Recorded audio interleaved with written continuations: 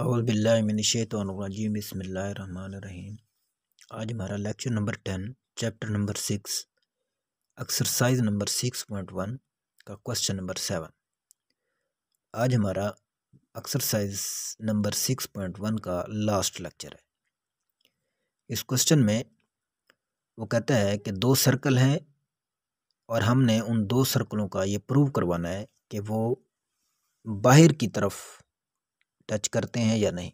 Show that the circles, एक circle ये है x square plus y square plus 2x minus 2y minus 7 is equal to 0 and, और दूसरा circle ये है, क्या ये दोनों सर्कल एक दूसरे को बाहर की तरफ एक पॉइंट पर टच करते हैं या नहीं।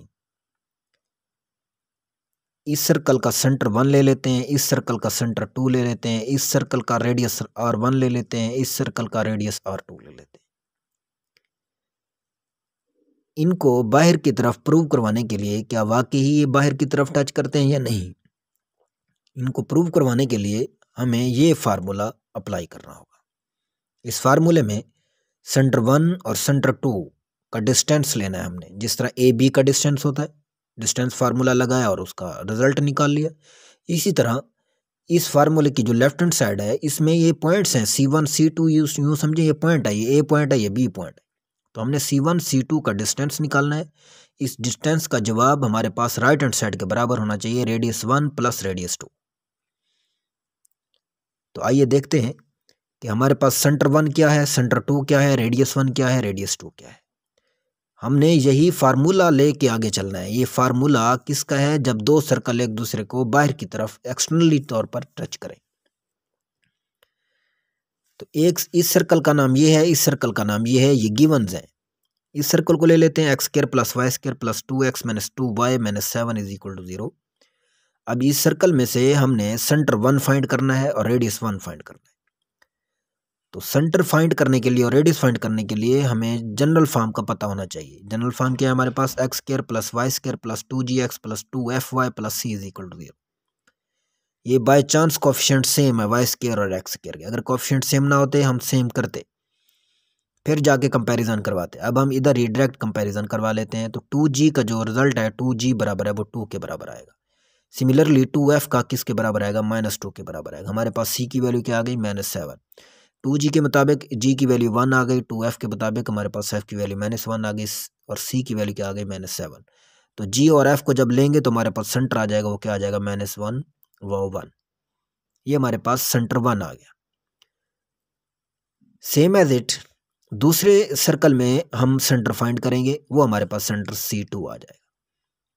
जिस तरह इधर हमने रिजल्ट निकाला है, वैसे का वैसे आपने इधर निकालना है। अब हमारे पास रेडियस 1 रह गया और रेडियस 2 रह गया। हमने रेडियस 1 भी फाइंड करना है और रेडियस 2 भी फाइंड करना है। तो रेडियस 1 फाइंड करने के लिए हम फार्मूला लगाएंगे, और वो फार्मूला हमारे पास कौन सा है, वो फार्मूला हमारे पास ये वाला है, R1 is equal to g का स्क्वायर प्लस f का square minus c।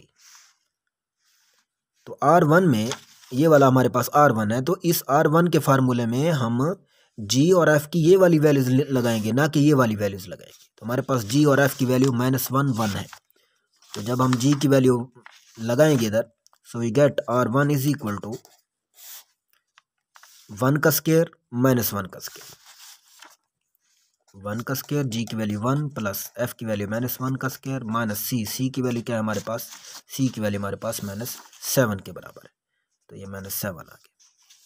So we get R1 is equal to 1 plus 1 plus 7, 7 1 8 8 1 9। ये हमारे पास 9 और 9 की जो अंडर रूट स्क्वायर रूट होता है वो क्या होता है, 3 होता है। हमारे पास R1 भी बेटा फाइंड आउट हो गया। सिमिलरली आप R2 फाइंड करेंगे।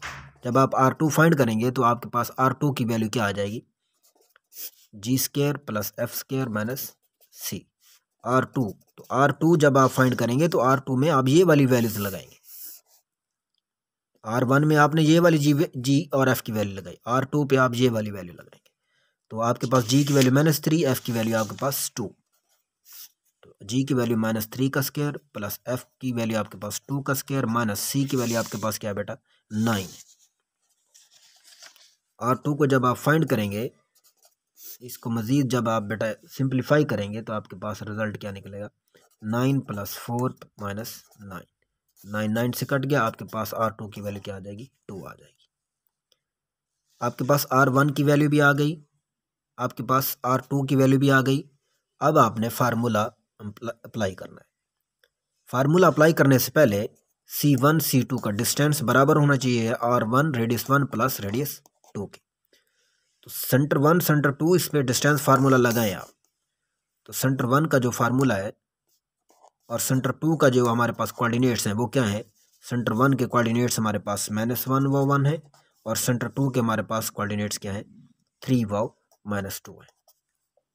जब आप सेंटर 1 और सेंटर 2 का डिस्टेंस निकालेंगे तो आपके पास डिस्टेंस जो निकलेगा वो आप खुद ही फाइंड करेंगे डिस्टेंस फार्मूला लगा के, तो वो आपके पास बेटा 5 निकलेगा।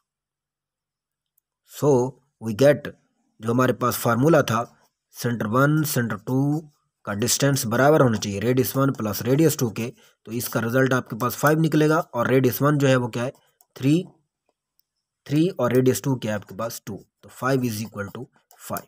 तो इससे साबित होता है ये दोनों सर्कल एक दूसरे को एक्सटर्नली तौर पर टच करते हैं। ये था आपका आज वाला लेक्चर और लास्ट लेक्चर था 6.1 का। तो इंशाल्लाह लेक्चर नंबर 11 में 6.1 की टोटल MCQs आपको बता दिए जाएंगे। इसके साथ बेटा मैं इजाज़त चाहता हूँ। अल्लाह हाफिज़, अस्सलाम वालेकुम।